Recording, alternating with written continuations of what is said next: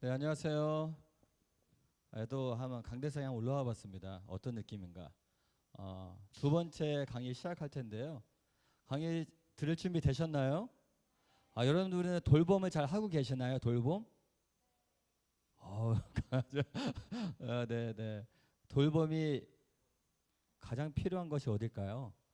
여러분의 지금 있는 이 공간, 어떤 관계 속에 있는 그 상황이 어떻게 보면 돌봄이 필요할 때인데 병원에도 돌봄이 필요하고 또한 교회도 필요하고 여러분 공동체의 돌봄이 다 필요합니다. 그래서 돌봄을 하려면 사람의 이해를 해야죠.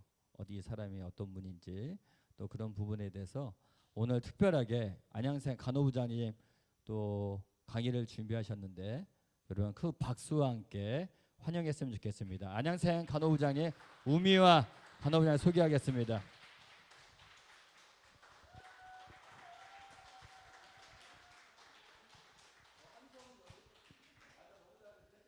아우, 굉장히 저는 교회가 처음인데 낯설었어요. 근데 환호성을 들으니까 기운이 좀 많이 납니다.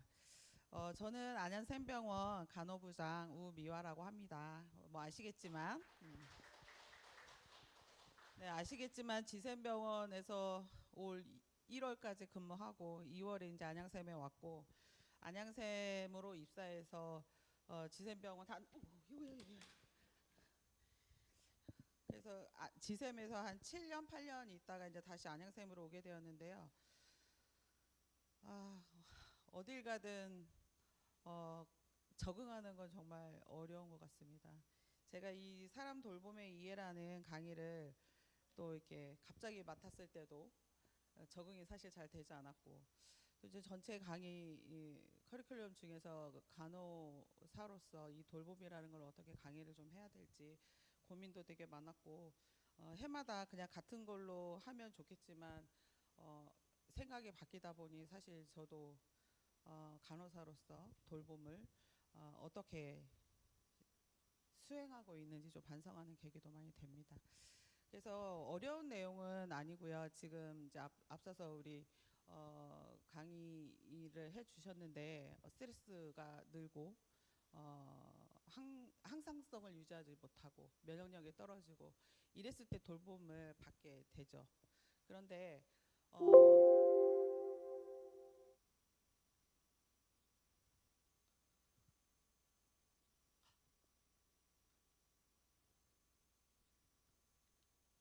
헬프미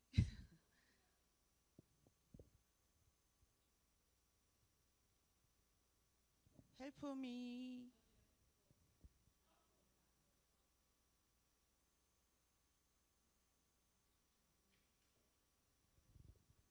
네. 그래서 음,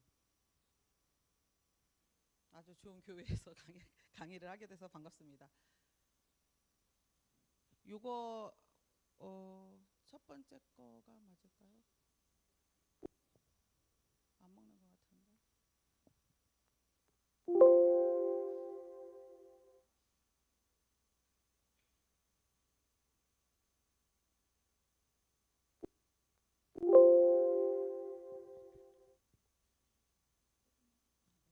네, 좀 기다려 달라고 하셔서. 네, 그래서 네. 아, 네. 항상성을 유지하지 못했을 때 돌봄이 필요한데 사실은 그 항상성을 잃어버리기 전에 관리하는 것도 돌봄의 한 영역이라고 생각을 합니다. 그래서 어, 오늘 강의는 사실 사람 돌봄 여행이잖아요. 그래서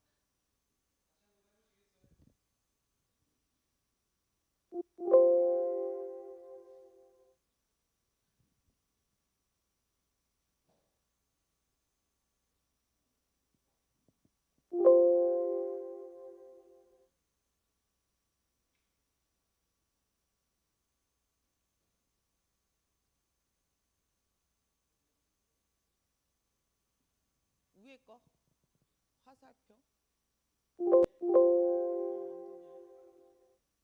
됐습니다. 네.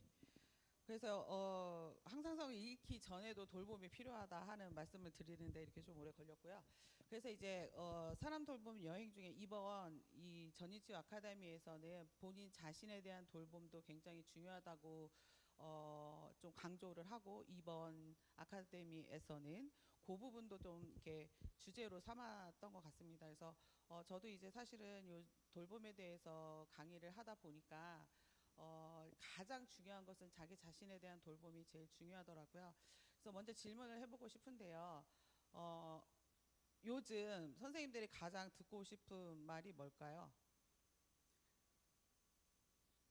혹은 누군가 내 얘기를 끝까지 이렇게 들어준 사람이 있나? 아니면 내 얘기를 누군가한테 하고 싶었던 적이 있었을까요? 이제 우리가 지금 굉장히 복잡하고 다변화된 사회에서 살고 있지만, 사실 내 마음을 터놓고 얘기할 수 있는 사람이 많지 않고, 또 직업적으로 혹은 내 맡은 어떤 직분에 대한 사명감으로 단순히 살아가고 있는 건 아닌지, 그리고 또 누군가가 나를 기억해 주거나 혹은 다른 사람에 대한 관심이 얼마나 있는지 좀 한번 생각해 봐야 될 것 같은 생각이 듭니다. 우리 현대인은 연결되어 있지만, 다각도로 연결되어 있지만 외로움을 많이 느끼고, 또 많은 사람들이 도움을 주기보다는 이해받고 싶어 하는 마음이 많지요. 세대 간에도 그렇고 뭐 개개별도 당연히 그렇고요. 그리고 병원에서 또 친절한 말 한마디에 눈물이 났던 적이 있었을까요? 친절한 간호사를 만나면 환자분들은 굉장히 고마워하죠. 그 당연한 일임에도 불구하고. 그리고 정말 주사를 잘 놓는 간호사가 좋을까, 아니면 내 말을 경청해주는 간호사가 좋을까, 환자들한테 물어봤을 때 간호사들 대답은 일 잘하는 간호사라고 아마 대답을 할 거예요. 그리고 근데 환자들은 일은 못하지만 이렇게 표현하면 안 되지만 어쨌든 주사 놓는 기술은 조금 떨어지지만 그 자기 환자의 말을 경청해주는 사람을 사실은 좋아합니다. 그리고 마찬가지로 내 이름을, 나를 기억해주는 사람을 더 의미 있게 생각을 하고, 그런 사람을 만났을 때 좀 더 자존감이 올라가고 기쁠 수 있겠죠. 우리 사람들은 작은 관심으로도 살아나갈 수 있는 힘이 됩니다. 돌봄이란 사람에게 관심을 가지고 보살피는 일을 돌봄이라고 말할 수 있습니다. 그래서 옛날 전통 방식에서는 자기 자신을 돌보는 것뿐만이 아니라 타인에 대한 돌봄, 아이의 양육이나 부모나 노인에 대한 신체적인 봉양, 그리고 또 개인적인 어떤 사회적 삶을 영위해 가면서 자연적으로 혹은 도덕적 본성으로 돌봄을 시행합니다. 돌봄은 한 사람의 몸과 마음을 소중히 여기면서 함께 하는 것이라고 말할 수가 있겠습니다. 그럼 현재 돌봄이란 의미는 어떻게 정의를 하고 있는지 2024년 트렌드 코리아를 보면은, 이제 이게 지금 2026년도잖아요. 그래서 26년도나 25년도의 트렌드 코리아라는 책이 있는데, 이게 이제 한 다음 우리나라의 한국에서 2024년도에 어떠한 것들이 유행을 할 것이고, 어떤 것이 중점이 되고 어떤 것이 키포인트가 되는지에 대한 책인데, 2025년도와 2026년도에는 돌봄에 대한 내용이 없어요. 그러니까 2025년도에는 소비 트렌드에 대한 얘기, 그래서 뭐 이렇게 토핑 이렇게 여러 가지 뭐 그런 뭐 키워드들이 나왔었고, 2026년도에는 AI와 관련된 내용들이 있었습니다. 그래서 2024년도에 3년도에 발간은 됐지만, 어쨌든 2024년 트렌드 코리아라는 데서 보면은 건강이나 나이 때문에 자립하기 어려운 사람을 가족이나 주변 사람이 보살펴 주는 것으로 나보다 약한 사람 혹은 주변 사람이 건강하고 잘 지낼 수 있도록 도움을 주는 행위라고 합니다. 그리고 확장된 개념으로 장애가 없더라도 누구나 보살핌을 받을 수 있고, 가족이 아니더라도 누구든 도울 수 있다. 그리고 이 돌봄이라는 것은 그냥 내가 필요로 할 때 누군가에게 지불하고라도 혹은 아니면 의지가 있는 사람의 도움을 받아서 도움을 받을 수 있는 것까지 좀 확장된 개념으로 해서 경제적 효과를 가져올 수 있다라고까지 말을 했습니다. 그래서 이제 어리거나 고령이거나 건강이 좋지 않은 사람들만 돌봄의 대상이 아니다 이렇게 얘기를 하고 있고요. 여기 트렌드 코리아에서 돌봄의 종류에 대해서 어디를 찍어야 되나? 다음 돌봄의 종류를 보면 배려 돌봄이라 해서 신체적 부족함을 돌보는 그런 일을 기본으로 하는 그런 돌봄의 종류가 있습니다. 그래서 노인과 아이에게 집중된 전통적 보살핌이나 간병이 주된 분야이고 돌봄 인력 매칭 서비스를 발전하게 됨으로 인해서 돌봄을 제공을 한다라는 그런 내용이 있습니다. 그래서 그 케어링이나 맘시터 같은 경우에는 기존에 이제 가족들이 돌보던 시스템에서 노인들을 케어링이라는 플랫폼을 이용해서 도움을 주고자 하는 사람과 맘시터라는 플랫폼은 엄마들한테 그 주위에 있는 부모들이 아이들을 어떻게 돌볼 수 있는지 매칭해주는 그런 플랫폼이거든요. 그래서 그렇게 해서 돌봄을 좀 확대하고 전문적으로 제공을 해주는 그런 사회이다라고 얘기를 하는 거고요. 밑에 있는 것들은 동사무소나 이런 우리 그 공공기관에서 노인 건강을 체크하기 위한 어떤 그런 트렌드에 대한 내용을 조금 넣어봤고요. 두 번째 돌봄은 정서 돌봄입니다. 그래서 우울증 환자나 불안 장애가 많은 사람들을 돌봐야 된다. 그래서 노치원이나 그 스피커 지원 여기 뭐 누구라고 일단 뭐 예를 들여놨는데 뭐 기계하고 대화하시는 노인분들 많이 계시잖아요. 그래서 그런 것들 그리고 은둔형 외톨이들이 젊은 사람들 중에 많이 있습니다. 그래서 그런 중년 혹은 청년들 청소년들을 지원하는 센터 그리고 포옹의자 이렇게 있는데 이 포옹의자는 그거 뭐라고 하죠?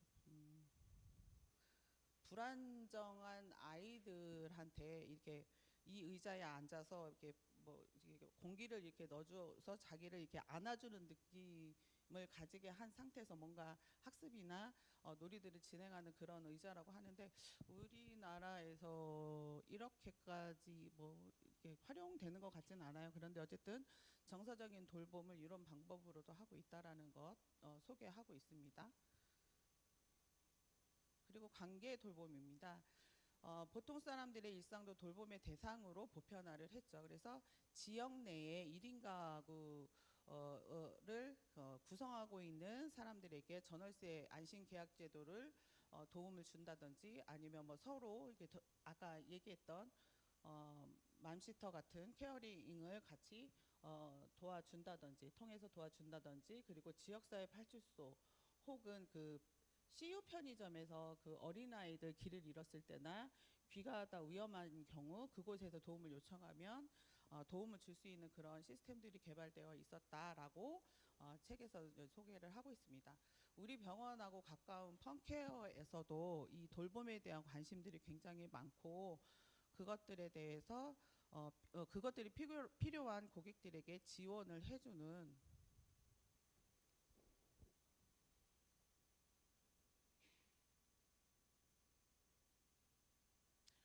그런 플랫폼이 설정이 되어 있어서 안양샘이나 지샘병원에서는 퇴원 환자를 대상으로 도움을 줄 수 있는 그런 방법들을 저희가 많이 찾고 또 이용을 할 수 있도록 연계를 해주고 있습니다.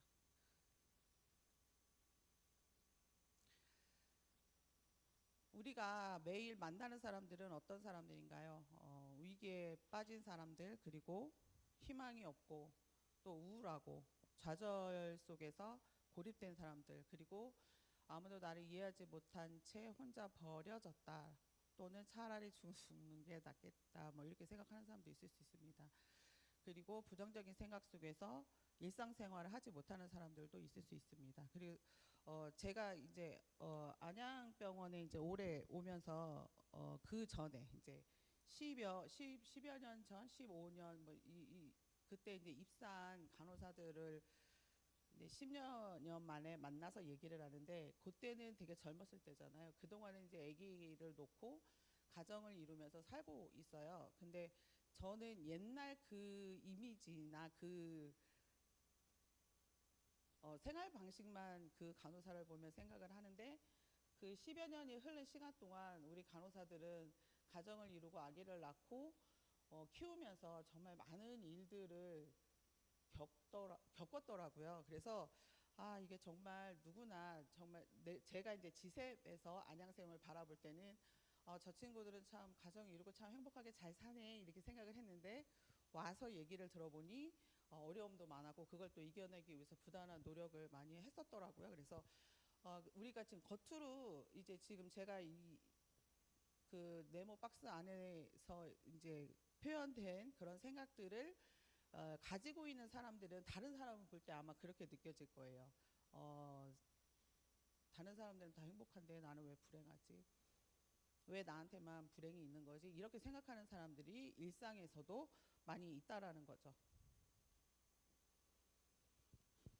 그러면 사람을 아까 얘기한 뭐 항상성이 무너진 그런 환자들을 대하는 간호사들이 아니어도 일상에서도 우리 사람을 어떻게 대해야 되는지 그것이 어떻게 보면 넓은 의미에서 돌봄이라고 볼 수가 있는데 이 사람 돌봄이라는 게 지금 우리가 어떤 체계적인 이론을 가지고 있지는 않지만 대충 그래도 돌봄이라는 게 어떤 것인지 감은 있으실 텐데 우리 그 간호계의 그 김수지 박사라고 계세요. 이분이 사람 돌봄 이론이라는 것으로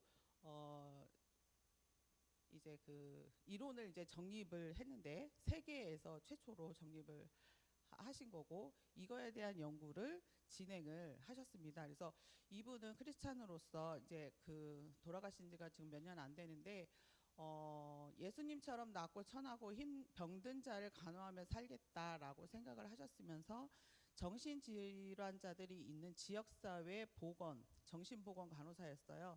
그래서 이 환자들이 왜 이렇게 병원을 퇴원해서도 잘 살지 못할까? 왜 치료가 잘 안 될까? 왜 약은 잘 듣지 않을까? 이렇게 좀 고민을 많이 하셨던 것 같습니다. 그래서 조현병 환자들을 대상으로 해서 어떤 도움을 줄 수 있을까 하고 생각을 하시다가 이제 본인이 이제 생각해낸 198여 가지의 돌봄 행위를 분석해서 10개의 주제로 돌출을 해서 그것들이 정말 이 사람들에게 돌봄에 도움이 될 수 있을까 하고 연구를 하셨답니다. 네. 그래서 세 개 그룹을 2년간 비교 연구를 했습니다. 그래서 일반적인 재활 간호만 했던 그룹, 그리고 10가지 돌봄 행위를 통해서 재활 간호를 받는 사람, 그리고 대조군, 그래서 아무런 관리 받지 않은 그룹 이렇게 해서 연구를 하셨는데 이 그룹이 사실은 10가지의 핵심 요소를 적용한 그룹이었잖아요. 거기 그룹에서 재입원율과 입원 기간 그리고 가족의 부담감이 줄어들었다라는 결과를 가지게 되었습니다. 그리고 자아 존중감, 대인관계, 자기 스스로를 돌보는 자기 돌봄, 그리고 사회적 기능 등 15가지 면에서 현저하게 좋아진 것을 증명한 그런 연구 결과를 낼 수 있었습니다. 그래서 우리 김수지 박사님에 대한 소개를 살짝 넣어봤습니다. 그럼 이분이 10가지 핵심이라고 말씀하셨던 사람 돌봄의 키워드, 골든 키워드를 보면 첫 번째는 알아봐줌입니다. 그리고 동참하는 것, 그리고 공유하는 것, 그리고 경청하는 것, 동행하는 것, 칭찬하는 것, 안위를 주는 것, 또 그리고 희망을 불어넣어주는 것, 또 용서하고 용납해 주는 것, 이런 것을 10가지 핵심 개념으로 가졌고요. 이 부분은 사람을 전인적으로 생각을 하고 간호를 제공했다라는 큰 의미를 가지고 있다라는 것을 알게 될 건데요. 이 10가지 요소를 우리 그 간호계에서는 이 개념을 어떻게 하면 잘 이해를 할 수 있을까 하고 좀 노력을 했을 거예요. 뭐 대체로 이런 핵심 개념을 보다 보면 어느 정도 이해는 가지만 그래도 이제 교육을 하는 데 있어서 어떻게 하면 잘 이해가 될 수 있을까 하고 또 노력하신 분이 계시더라고요. 그래서 김희영 교수님이 김수지 박사님의 이런 사람 돌봄의 핵심 개념을 영화로 교육을 하면 좋겠다라고 했습니다. 그래서 사실 저도 이거를 다 처음부터 끝까지 다 보지는 못했는데, 그리고 뭐 봤던 것도 잘 기억은 안 나지만 제가 요약해서 조금 설명을 드리도록 하겠습니다. 그래서 알아봐줌이라는 거는 블라인드 사이드라는 영화인데요. 여기에는 그 옛날 그 미국의 그 미식축구 선수 이야기를 토대로 한 마이클 오어라는 미식축구 선수가 있었대요. 그래서 미국에서는 미식축구가 굉장히 유명하잖아요. 그 빈민가에 흑인 소년으로 불쌍하게 살던 친구를 백인 부부가 입양을 하면서 이 친구의 그런 민첩함, 그리고 좀 누군가가 돌봐줘야 되는 애구나 하고 이 사람의 장점을 잘 봐주면서 입양을 해서 잘 양육을 해서 미식축구 선수로 굉장히 큰 성공을 거뒀다는 그런 이야기의 내용입니다. 여기서는 알아봐 줌이라는 개념을 조금 강조해서 설명해 준 영화라고 보고요. 바베트의 만찬이라는 영화는 동참함. 여기는 덴마크가 배경인데 19세기 어촌 마을이 배경입니다. 그래서 청교도 목사에게 두 자매가 있었는데 여기에서 프랑스에서 피신을 온 바베트라는 여자가 가정부로 들어오게 돼요. 요리사로. 근데 이제 알고 보니까 이 사람은 프랑스에서 굉장히 유명한 요리사였고 어떤 그 정치 사회적으로 문제가 있어서 이제 피신을 온 그런 요리사인데 15년을 이 사람들과 함께 살면서 본인의 그런 어떤 요리 재주를 좀 이렇게 숨기고 살았다고 해야 되나? 근데 프랑스에서 프랑스 복권이 아마 당첨이 되는 것 같아요. 그래서 이 자매들은 이렇게 같이 살던 사람이 이 복권에 당첨됐으니까 다시 본국으로 들어가서 자기가 호의호식하면 잘 살겠지 했는데 여기에 있는 그 어촌 마을의 모든 사람들과 15년을 살면서 같이 부대끼며 살았던 것에 대한 보답으로 프랑스의 최고 요리를 그 지역에서 만들어서 대접을 하고, 그리고 그 돈을 거기서 같이 삶으로 인해서 그냥 다 소비를 합니다. 그래서 이거는 동참이라는 개념을 좀 보여준 영화였고요. 굿윌 헌팅이라는 영화는 공유입니다. 그래서 이 공유라는 거는 여기서는 천재적인 두뇌를 가진 주인공이 윌 헌팅이라는 주인공이 MIT 대학의 청소부로 일하고 있었는데 이제 거기서 이제 그 쇼 맥가이어라는 교수를 만나서 이 사람의 천재적인 두뇌를 알아봐주고, 그리고 어릴 때부터 가졌던 트라우마를 그 교수가 나도 이렇게 어려운 일이 있었다 하고 공유를 하면서 이 사람이 세상 밖으로 나올 수 있게 도와주는 그런 영화입니다. 그리고 킹스 스피치는 2차 세계대전이 일어났을 때 심각한 말더듬증을 앓고 있던 조지 6세라는 왕의 일화를 다룬 영화인데 이 사람의 이게 말더듬이 왕이 이제 연설을 해야 되고 이제 전쟁하는 중에 이게 연설을 해야 되는데 말더듬이가 너무 심한 거예요. 그래서 사실은 왕을 이제 지명하지 않으려고 했는데 형이 이제 어떤 문제가 있어서 왕이 될 수밖에 없었고, 이 왕의 연설을 도와줄 스피치를 도와줄 가정교사가 들어왔는데 이 사람에게 희망을 주고 또 잘 들어줘요. 말이 더듬지만 하고 싶은 얘기가 뭔지 관심을 갖고 들어주게 됩니다. 그러면서 전쟁 중에 아주 유명한 연설을 유창하게 함으로 인해서 그 위기를 잘 극복했다라는 그런 영화입니다. 근데 제가 어느 방송에서 봤는데 이 왕이 그때만 말을 잘했고 그 이후로는 계속 말더듬이가 유지가 됐다고 하더라고요. 그래서 어쨌든 잘 경청을 해주고 알아봐줬다는 그런 의미가 있었고, 그런 다음에 동행아 굿바이 디어 마이 프렌드라고 있는데 이거는 어린 소년이 에릭이라는 소년이 어느 동네 이제 이사를 갔는데 에이즈에 걸린 이제 헌혈을 하다 걸린 에이즈에 걸린 덱스라는 소년과 친해지게 됩니다. 그러면서 이 친구랑 친하게 지내면서 이 친구의 약을 구할 수 있다라는 어느 낯선 도시로 같이 동행을 하면서 겪는 어려움, 그리고 모험 뭐 이런 거를 그린 영화입니다. 그래서 아픈 친구를 위해서 그 도시까지 본인이 직접 동행해주는 그런 내용을 동행함의 주요 개념을 잘 설명했다고 얘기를 하는 것 같고요. 왜 안 되는 거야? 네, 그 다음에는 칭찬함인데 요거는 홀랜드 오퍼스라고 글렌 홀랜드라는 그 작곡가가 있는데 이 사람이 그냥 어떤 현실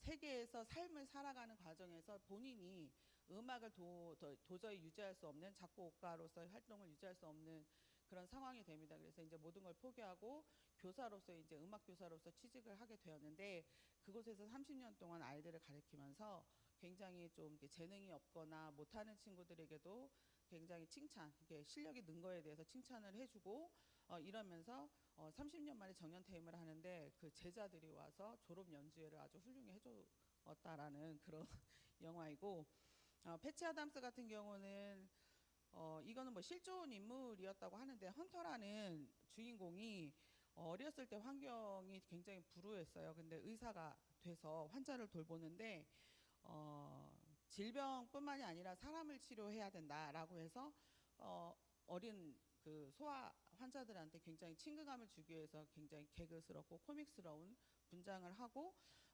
어린이들한테 굉장히 이렇게 친밀하게 다가갔다. 그러면서 의사는 질병뿐만이 아니라 사람을 치료하는 것이고 또 안위함을 제공하기 위한 노력을 많이 한 그런 삶을 그린 휴먼 코미디 영화였습니다. 그리고 쇼생크 탈출은 워낙 좀 유명한데 아내를 살해했다는 억울한 누명을 쓰고 쇼생크 교도소에 수감된 주인공이 이제 그곳에서 이제 정말 절망적이고 희망적이지 않은 그런 곳에서 그 사람들에게 희망을 주고 또 나중에 가석방에 대해서 나왔을 때 그 약속을 지키는 그런 내용이고요. 미션은 용서함입니다. 그래서 이거는 이제 그 18세기 남아메리카를 배경으로 해서 제국주의하고 식민지 쟁탈전 속에서 원주민에 대한 선교사들의 희생을 그린 영화예요. 그래서 그 내용을 보면 조금 되게 잔인하긴 한데 용서함에 대한 그 가해자의 피해자가 모두가 각자의 짐을 내려놓고 진정한 우리 가족을 살해했거나 혹은 우리 가족에 대한 생명을 앗아간 원수이지만 진정으로 용서를 했다라는 그런 인간성을 회복하는 과정을 그린 영화이고요. 사도는 수용함입니다. 그래서 이거는 수용함을 하지 못한 왕 영조에 대한 얘기라서 이건 내용을 다 아실 것 같고요. 그래서 알아봐 주면 대상자의 관심을 가지고 대상자를 종합적으로 인지하는 행동이다. 그래서 이제 그 교재에 아마 다 요 슬라이드가 있을 거니까 제가 이제 앞에 내용을 대충 얘기를 해드렸어요. 그래서 적용을 어떻게 했는지 보시면 될 것 같고, 그리고 동참함은 대상자의 건강을 유지하고 또 증진하기 위해서 필요한 행동을 함께 하는 거다. 그리고 공동의 목표를 이루어 나가는 행동이다. 공유함도 대상자의 내면에 있는 경계가 열어지도록 이끌어주는 또 무조건적인 또 준비된 친절한 행동이다. 경청함은 적극적인 경청으로 온 마음과 몸으로 정성을 다해서 진심으로 상대방의 말에 집중하여 귀를 기울이는 행위이고 나 자신이 중요한 사람처럼 느껴지고 잘 들어주니 고맙습니다 하고 반응을 합니다.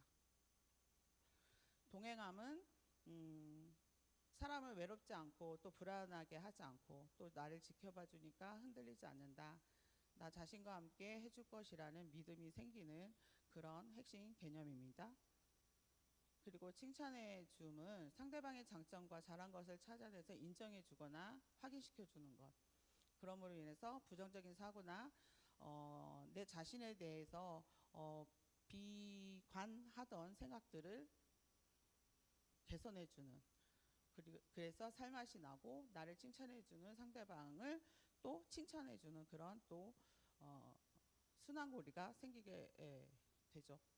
안위해 줌은 패치 아담스에서 봤듯이 상대방의 마음을 공감해 주고 그의 슬픔이나 아픔을 이해하고 위로해 주는 행위입니다. 그래서 대상자들이 나를 불편해하지 않게 그들이 나를 편안하게 대할 수 있게 그렇게 해주는 거고요.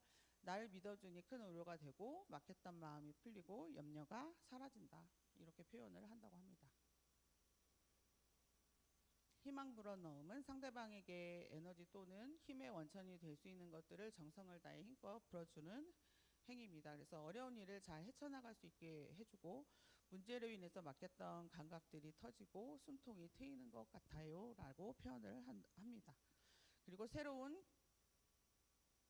가능성이 보이고 살아날 것 같아요. 무엇인가 할 수 있다라는 자신감이 생깁니다 라고 반응을 하게 됩니다. 용서함은 먼저 자신의 잘못을 인정하고 또 미안하다고 표현하는 것이 무엇보다 중요합니다. 우리 의료인들도 이제 간혹 내가 봐도 사실은 잘못했는데 내가 잘못을 인정하면 더 환자나 보호자들이 뭐라 하지 않을까 해서 사과를 안 하는 경우가 좀 있는데 일단은 진정으로 사과를 하고 또 그 다음에 따질 것은 따져야 된다고 생각이 저는 드는데 그래서 일단 자기 잘못을 인정하고 사과하는 그것이 가장 큰 포인트고요. 서로 간에 어떤 그 불순물처럼 있었던 것들이 깨끗하게 제거되는 편안해주는 그리고 수용해주는 그리고 수용하면서도 불편하지 않은 그런 관계를 만들 수 있는 효과가 있습니다. 수용함입니다. 비판하지 않고 상대방을 있는 그대로 용납해서 받아들이는 거죠. 그래서 영조가 정조가 더 이렇게 정조가 아니지 사도세자가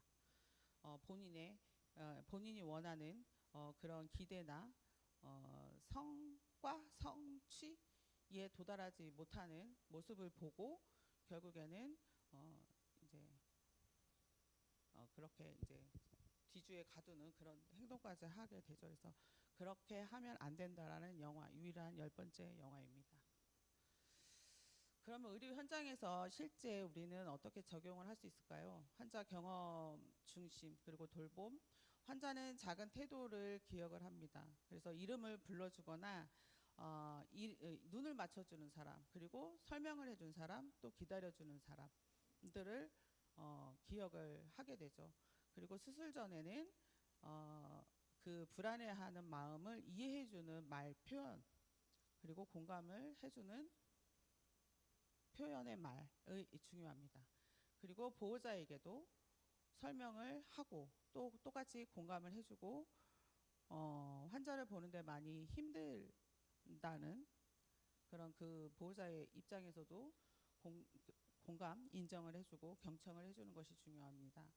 그리고 임정홍 환자한테는 마지막까지 존엄성을 유지를 해주고 두려움이 없게 해줄 수 있으면 정말 좋은데 좀 어렵지만 그래도 두려움이 최소한 가라앉을 수 있도록 그리고 죽음 앞에 혼자가 아니다라고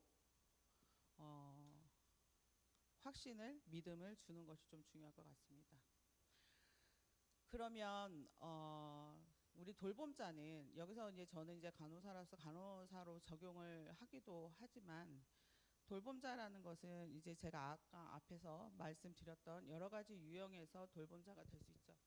돌봄자 자신이 소진이 되면 돌봄을 제공할 수가 없습니다. 그래서 아까 이제 앞 강의에서도 말씀드렸지만 그런 항상성을 유지하기 위해서 자기 자신이 먼저 그 항상성을 잘 유지할 수 있는 사람이 되어야 된다고 말씀을 하셨는데 마찬가지로 의료인은 환자의 질병을 치유하는 데 같이 동참을 하는데 내가 잘못해서 환자가 잘못되면 어떡할까? 그리고 시간에 맞춰서 일을 못하면 어떡하지? 그리고 뭐 바쁜 와중에 서로 의료인끼리도 바쁘고 그러다 보니까 투명한 뭘 물어봐도 대답을 잘 안 해주거나 혹은 바쁘니까 대충 얘기를 해주든가 그런 걸로 인해서 상처를 많이 받아요. 불안하기도 하고 나에 대한 확신이 없는 저연차 경험이 적은 사람들은 더하죠. 그리고 또 환자가 아파서 이제 막 이렇게 하소연을 하다 보니까 그걸 들어줘야 되고 환자도 마찬가지고 심지어 우리 후배 동료 간호사이지만 이제 금방 말씀드린 신규 간호사들 혹은 신규 간호사가 이제 트레이닝을 받고 이제 환자를 본 지 얼마 안 되는 사람들이 얘기하는 것까지 다 들어줘야 되죠. 그래서 간호사들, 돌봄 제공자들 굉장히 많은 스트레스를 받죠. 그리고 소진이 됩니다. 그러나 우리 돌봄자들은 자기 자신을 돌보지 못하면 오래 돌봄을 할 수 없죠. 그래서 돌봄자도 돌봄을 당하는, 우리가 돌봄이라고 얘기하는 거는 항상 이게 돌봄을 받는 사람 입장에서만 계속 얘기를 했는데, 지금 돌봄이라는 핵심 개념 10가지도 나한테도 적용이 돼야 됩니다. 내가 돌봄을 제공하는 사람일 때도 해당이 된다고 생각을 하시고, 의료인이 굉장히 많은 비중을 차지하고 계신데, 이 부분 조금 강조드리고 싶고, 그리고 또 이제 봉사나 어떤 이런 돌봄을 제공하시는 분들은 사실은 좀 이렇게 습관적으로 많이 여러 가지 방법 혹은 여러 공간에서 돌봄을 많이 제공을 하시더라고요. 그런 분들도 소진이 됩니다. 우리가 봤을 때 봉사자분들 이렇게 보면은 굉장히 뭐 온화하고 항상 착해서 이런 말 다 들어줄 것 같고 그렇지만, 그런 자기 소진이 분명히 있어요. 그래서 그 부분에 있어서도 본인 스스로가 생각을 하고, 또 우리 돌봄을 받는 사람도 한 번쯤은 돌봄자에 대한 생각을 좀 하는 것이 중요합니다. 그래서 제가 언제나 돌봄을 제공하는 사람이 될 수만은 없죠. 저도 돌봄을 받아야 되는 사람이 될 수도 있거든요. 그게 시기적으로도 그렇고 시간적으로 그럴 수도 있겠지만 상황적으로도 그럴 수 있습니다. 그래서 그런 부분에 대해서 서로 이해를 하는 마음을 가졌으면 하는 부분을 좀 강조하고 싶었고요. 끝으로 사람 돌봄 여행의 핵심은, 우리 사람은 전인적인 존재입니다. 그리고 돌봄은 기술 이전의 저는 관계라고 생각합니다. 그래서 앞절에서 말씀하신 어떤 여러 가지 그 신체적인 부분들, 스트레스를 받는다든지 잠을 잘 자야 된다든지 어떤 환경적으로 어떤 오염, 이렇게 우염이 다가올 때조차도 이렇게 항상성을 유지해서 내가 건강을 유지하고 있는 것도 중요하지만, 그 이전 그리고 그러고 난 이후 모두 우리 사람들은 그냥 그 어떤 물리적인 것뿐만이 아니라 전체적인 홀리스틱한 전체적인 의미에서 이런 관계를 잘 유지함으로 인해서 그런 것들도 이길 수 있는 어떤 근본 요소가 된다고 좀 생각이 들거든요. 그래서 돌봄은 기술 이전에 우리 관계에서 오는 만족감, 스트레스 이런 것들을 만약에 줄여준다 하면 그런 항상성 유지하는 데도 도움이 많이 될 것이라고 생각하고, 신체적인 어떤 문제도 관계가 좋으면 빨리 알아봐 줄 수 있고 빨리 뭐 도움을 줄 수도 있고, 나는 모르지만 너 항상성이 지금 깨지고 있어 라는 것을 관계가 좋을 때 또 잘 디텍션이 될 것 같은 생각이 좀 듭니다. 의료인은 치료자이면서 동행자입니다. 그래서 우리가 돌봄을 받을 때도 의료인에 대한 돌봄을 또 역으로 또 제공해 줄 수 있겠습니다. 대상자를 얼마나 사람으로 바라보고 있는가, 내 말과 태도는 다른 사람에게 어떤 기억으로 남을까, 오늘부터 실천할 수 있는 작은 돌봄은 무엇일까 좀 생각을 해보셨으면 좋겠고요. 좋은 돌봄 제공자는 대상자의 삶 곁에서 함께 항상 서 있는 사람입니다. 그래서 제가 좀 사람 돌봄의 확장을 조금 그려봤는데, 내 자신을 먼저 잘 돌봐야지 부부나 부모도 잘 돌볼 수 있을 것이고, 또 내가 항상성을 잘 유지하고 돌봄 제공자가 되고, 또 그럼으로 인해서 제가 또 나 자신도 어떤 상황에서는 돌봄을 받을 수 있고 한다는 의미에서 보면, 또 친구나 동료 그리고 지역사회까지 확장된 개념으로 볼 수 있을 것 같습니다. 김수재 박사님은 사랑의 돌봄은 기적을 만든다라고 했습니다. 그래서 우리가 의학적으로, 물리적으로, 신체적으로, 영적으로 많은 돌봄이 필요하고, 그런 부분들까지 우리가 간섭을 해서 치유를 해주는 게 사실 전인 치유잖아요. 그런 관계에서 오늘 제가 사람 돌봄이라고 얘기했던 어떤 관계적인 그런 관계적인 치료 관계를 잘 맺으면 더 좋은 효과가 있지 않을까 하는 생각이 들고, 항상 역지사지, 나도 그렇고 너도 그렇고 우리 모두는 돌봄을 받을 사람이야 라고 생각을 했을 때에 사랑의 돌봄이 이루어질 수 있을 거라고 생각합니다. 감사합니다. 뭐 질문사항이 혹시 있을까요? 좀 시간이 많이 지났는데, 예, 감사드립니다. 왜 질문 안 하세요? 아, 마지막 그 돌봄은 기적이라고 저 말씀해 주셨는데, 전 참고로 15년 전에 안양 생병원에 호스피스에 우리 큰어머니가 그곳에